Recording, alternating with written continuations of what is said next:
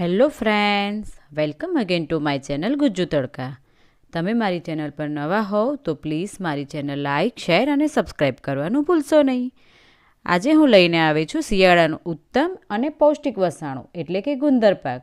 આ વસાણું ખાવાથી શરીરમાં રહેલા કમર અને ઢીંચણના દુખાવામાં આરામ મળે છે.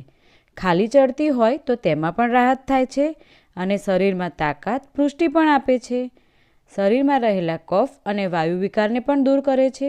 સુવાવડમાં આવેલી નબળાઈને પણ દૂર કરીને પુષ્ટ કરવામાં ખૂબ જ ઉપયોગી છે. આમાં ગુંદર પાક ખૂબ જ ગુણકારી અને પૌષ્ટિક ફાયદાકારક વસાણું છે.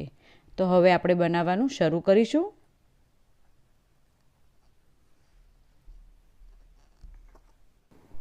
ફ્રેન્ડ્સ, ગુજ્જુ તડકા ચેનલ સબસ્ક્રાઈબ કરો, સાથે બેલ આઇકન પર પણ ક્લિક કરો અમારા નવા વિડીયોની અપડેટ સૌથી પહેલાં મેળવવા માટે. તો સૌપ્રથમ આપણે અહીંયા 200 ગ્રામ બાવળિયાનો ગુંદ લીધેલો છે. આ ગુંદને આપણે સાફ કરીને મિક્સચરમાં ક્રશ કરી લઈશું અને 100 ગ્રામ શુદ્ધ દેશી ઘી લઈને અને તેમાં ગરમ કરવાનું છે.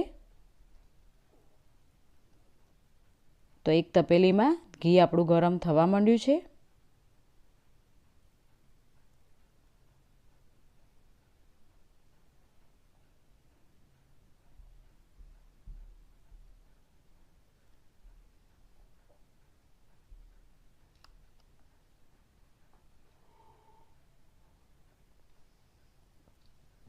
ત્યારબાદ આપણે જે ગુંદ લીધેલો છે તે ગુંદને આપણે આમાં લઈ લઈશું અને તેને બરાબર મિક્સ કરી લઈશું.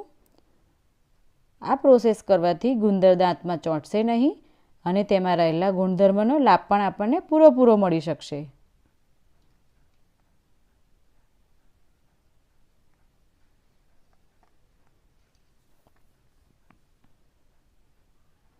ગુંદ આપણો એકદમ મિક્સ થઈ ગયો છે. તો હવે આપણે તેને 12 થી 15 કલાક માટે પલાળીને મૂકી દઈશું.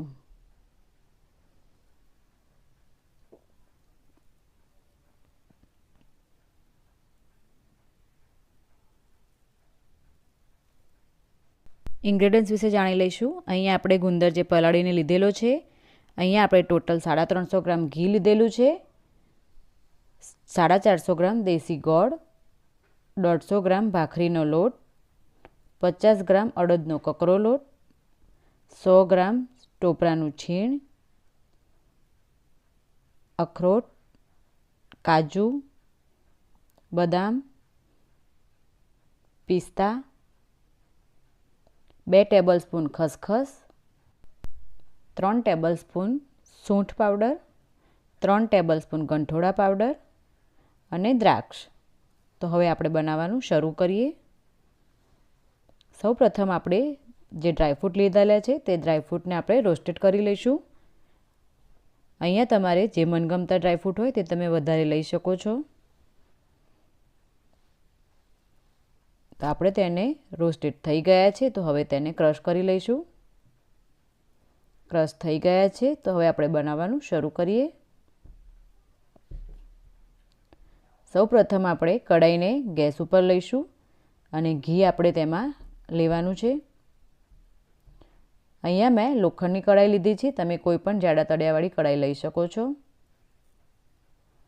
આપણે આમાં આટલું ઘી બાકી રાખીને બીજું ઘી આપણે આમાં લઈ લઈશું અત્યારે અને ઘી ઓગળે ત્યાં સુધી આપણે તેની રાહ જોઈશું.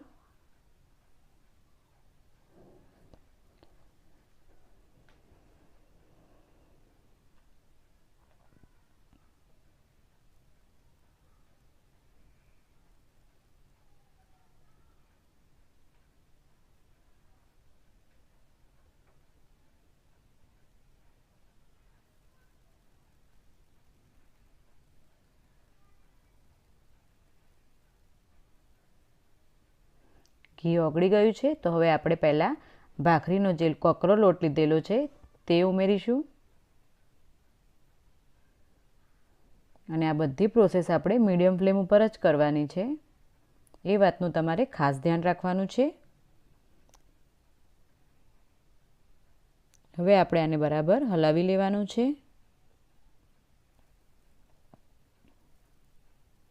ત્યારબાદ જે અડદનો કકરો લોટ લીધેલો છે તે પણ આપણે આમાં ઉમેરી દઈશું. અને બરાબર હલાવી લઈશું.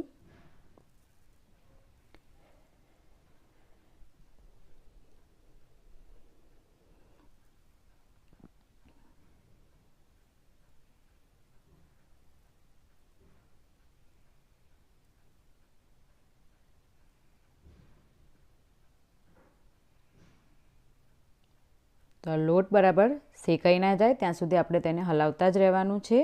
હવે આપણે જે ગુંદ પલાળીને રાખેલો છે તે ગુંદરને આપણે બરાબર છૂટો કરીને અંદર મિક્સ કરી દઈશું અને તેને પણ આપણે હલાવતા રહીશું, જેથી કરીને ગુંદ સરસ ફૂલી જશે.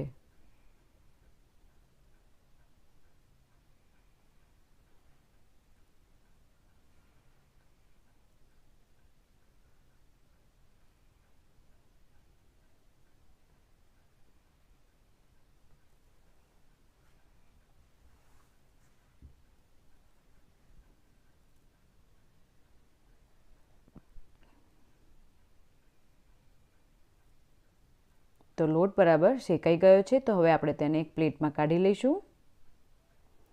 ત્યારબાદ આપણે પાછી તે જ કઢાઈનો ઉપયોગ કરીને જે બધેલું ઘી છે તે આપણે આમાં ફરીથી લઈ લઈશું.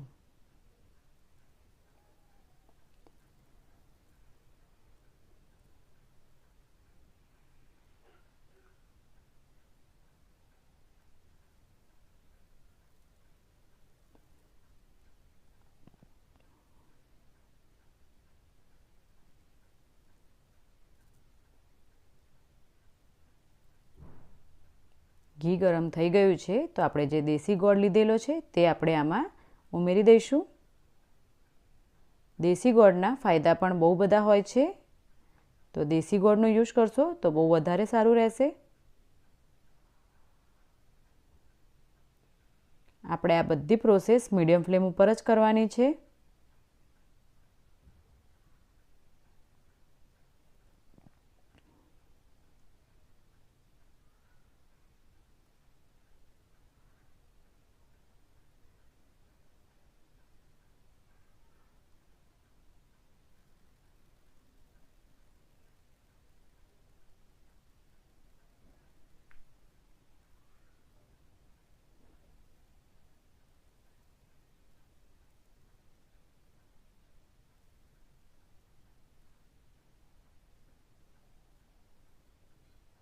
તો ગોળ આપણો અહીંયા ઓગળી ગયો છે, તો હવે આપણે ગેસ બંધ કરીને જે લોટ આપણે શેકી લીધેલો છે તે લોટને આમાં ઉમેરી દઈશું.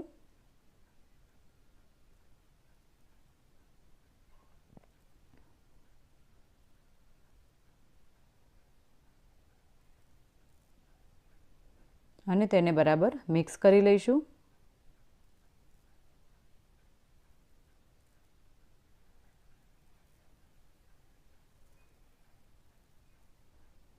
હવે આપણે ટોપરાનું છીણ ઉમેરી દઈશું અંદર.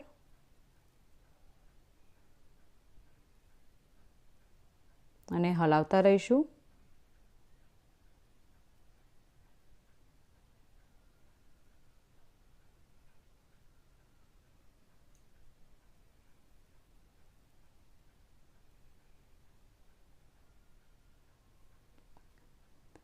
ત્યારબાદ આપણે જે ડ્રાયફ્રૂટ ક્રશ કરેલું છે તે ઉમેરીશું.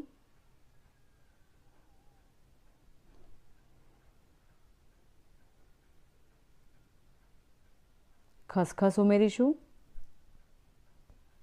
ગંઠોડાનો પાવડર ઉમેરીશું. સૂંઠ પાવડર ઉમેરીશું. દ્રાક્ષ ઉમેરીશું. અને હવે આપણે તેને બરાબર મિક્સ કરી લઈશું. અહીંયા આ બધું તમે તમારા ટેસ્ટ પ્રમાણે એડ કરી શકો છો, વધતું ઓછું. તો હવે આપણો ગુંદર પાક અહીંયા રેડી થઈ ગયો છે ફ્રેન્ડ્સ. તો હવે આપણે તેને બરાબર મિક્સ કરીને એક થાળીમાં કાઢી લઈશું.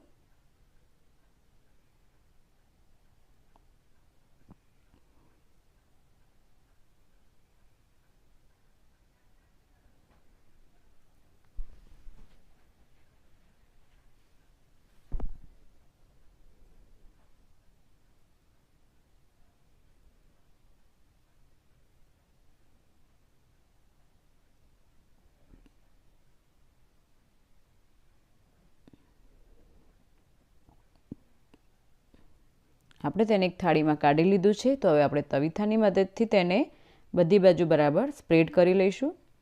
અહીંયા તમારે એના લાડવા કરવા હોય તો લાડવા પણ કરી શકો છો.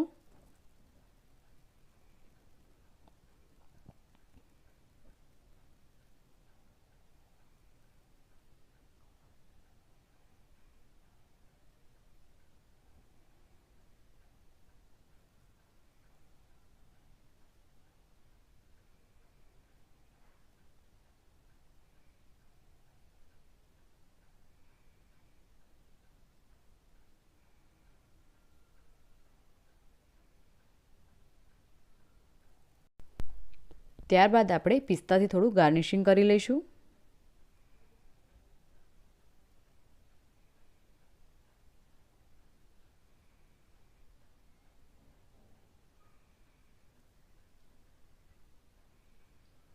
થોડા મગજતરીના બી લઈશું.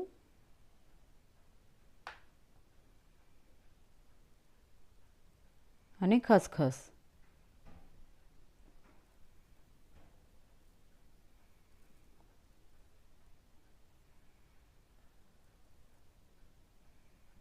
અને હવે આપણે તેને 1 કલાક માટે ઠંડુ થવા માટે મૂકી દઈશું. તો રેસ્ટ આપવા મૂકી દઈશું. અને હવે તેના પીસ કરીને આપણે સર્વ કરી લઈશું. ગુંદર પાક બનાવતા તમારે 2 વસ્તુનું ખાસ ધ્યાન રાખવાનું છે. એક કે તમારો લોટ ગુલાબી કલરનો શેકાવા દેવાનો છે અને તેમાંથી સ્મેલ આવશે. અને બીજો કે તમે ગોળ જે ઓગાળો તે ઓગળી જાય એટલે તરત ગેસ બંધ કરી દેવાનો છે. મારો આ વિડીયો સાંભળવા બદલ